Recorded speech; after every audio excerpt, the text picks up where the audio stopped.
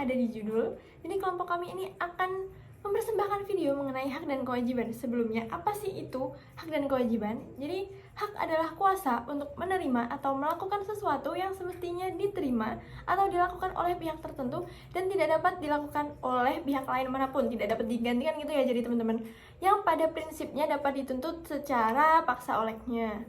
Lalu kewajiban, apa sih itu kewajiban? Jadi, wajib adalah beban untuk memberikan sesuatu yang semestinya dibiarkan atau diberikan oleh pihak tertentu, tidak dapat dilakukan oleh pihak lainnya, yang pada prinsipnya dapat dituntut secara paksa oleh pihak yang berkepentingan.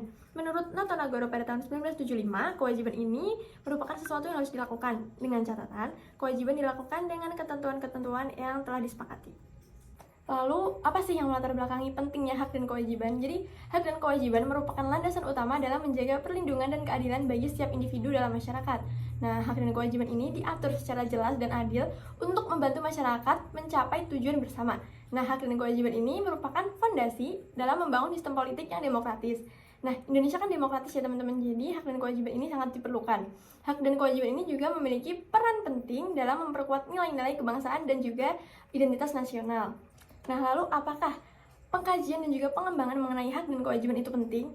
Pengkajian dan pengembangan mengenai hak dan kewajiban yang sesuai dengan perubahan zaman menyebabkan masyarakat dapat mengakui serta menyesuaikan diri dengan perkembangan sosial, teknologi, dan tantangan global yang terjadi tanpa mengabaikan hak dan kewajiban. Jadi dari pertanyaan tersebut sebenarnya ada banyak langkah-langkah yang dapat diambil untuk memastikan perlindungan dan juga pemenuhan hak anak. Yang pertama ada Undang-Undang Perlindungan Anak. Indonesia memiliki Undang-Undang Nomor 35 Tahun 2014 tentang Perlindungan Anak yang menjadi dasar hukum untuk melindungi hak-hak anak, mencakup aspek perlindungan anak, memperjelas hak-hak anak untuk hidup, tumbuh, berkembang, dan juga berpartisipasi, serta mendapat perlindungan dari kekerasan dan diskriminasi termasuk dalam menjalankan ibadah menurut agama, serta berhak mendapat perlindungan dalam satuan pendidikan. Nah, yang selanjutnya itu ada program penanggulangan kemiskinan. Yang pertama ada program Keluarga Harapan, PKH, program bantuan pangan non tunai, program Jaminan Kesehatan Nasional JKN, lalu program Padat Karya Tunai PKT, program pemberdayaan dan kesejahteraan sosial seperti bantuan modal, lalu pelatihan keterampilan serta program pengembangan ekonomi lokal. Lalu yang ketiga ada program pendidikan gratis. Jadi pemerintah Indonesia memberikan akses pendidikan dasar gratis untuk semua anak SD dan SMP. Lalu ada juga KIP, Kartu Indonesia Pintar, BOS, program bantuan operasional sekolah, lalu beasiswa pendidikan, dan juga program-program peningkatan mutu pendidikan seperti guru garis depan, GGD, dan juga program pengembangan bimbingan konseling. Yang keempat, program perlindungan khusus bagi anak terlantar. Program tersebut antara lain pelayanan jaminan sosial kesejahteraan sosial anak atau Jamsostek anak, lalu panti sosial bina remaja (PSBR), program jaminan kesehatan nasional Kartu Indonesia Sehat atau JKN KIS, program pemberdayaan ekonomi keluarga atau PEK. Yang kelima, penegakan hukum. Dalam proses peradilan untuk anak, Indonesia memiliki dasar undang-undang yaitu Undang-Undang Nomor 11 Tahun 2012 tentang Sistem Peradilan Pidana Anak. Lalu, sistem peradilan pidana anak berorientasi pada pembinaan dan rehabilitasi. Program ini bertujuan untuk memperbaiki perilaku anak, memberikan pendidikan, keterampilan, dan bimbingan yang diperlukan. Yang keenam, kemitraan dengan organisasi non-pemerintah atau LSM, misal dalam bidang pembinaan, pelatihan, pemberdayaan, dan pemberian beasiswa. Setiap warga negara memiliki sebuah hak dan sebuah kewajiban dalam bernegara. Lantas, berkomentar tentang pemilu di media sosial itu merupakan sebuah hak atau sebuah kewajiban.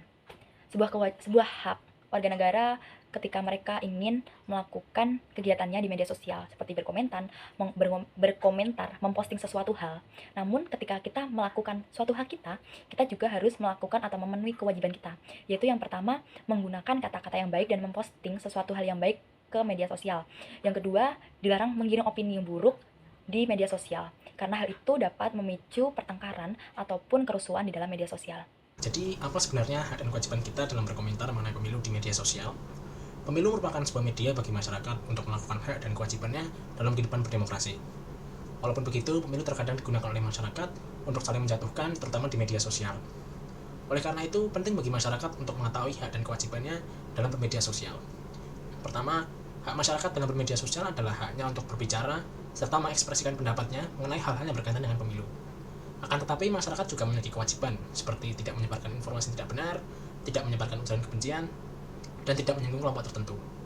Dengan pelaksananya hak dan kewajiban oleh masyarakat, menurut saya media sosial dapat menjadi wadah yang baik untuk saling bertukar pemikiran dan bukan saling menjatuhkan demi kemajuan bangsa ke depannya.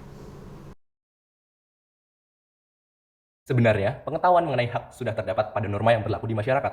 Jadi, pada dasarnya, hampir seluruh orang sudah mengetahui batasan dari hak. Namun, untuk menanamkan pengetahuan tersebut, maka perlu adanya pendidikan, baik dari lingkungan formal maupun informal, seperti lingkungan sekolah ataupun masyarakat. Setiap orang berkewajiban mengakui dan menghormati hak asasi orang lain, dan apabila sebuah hak dilanggar, maka orang yang melakukan pelanggaran tersebut akan mendapatkan sanksi dan konsekuensi hukum. Sanksi yang diberikan tergantung pada aturan atau hukum yang berlaku. Salah satu bentuk perwujudan persatuan dan kesatuan di antara masyarakat Indonesia yang beragam adalah pelaksanaan hak dan kewajiban dalam kehidupan beragama. Bagaimana hak dan kewajiban warga negara dalam kehidupan beragama di masyarakat tersebut?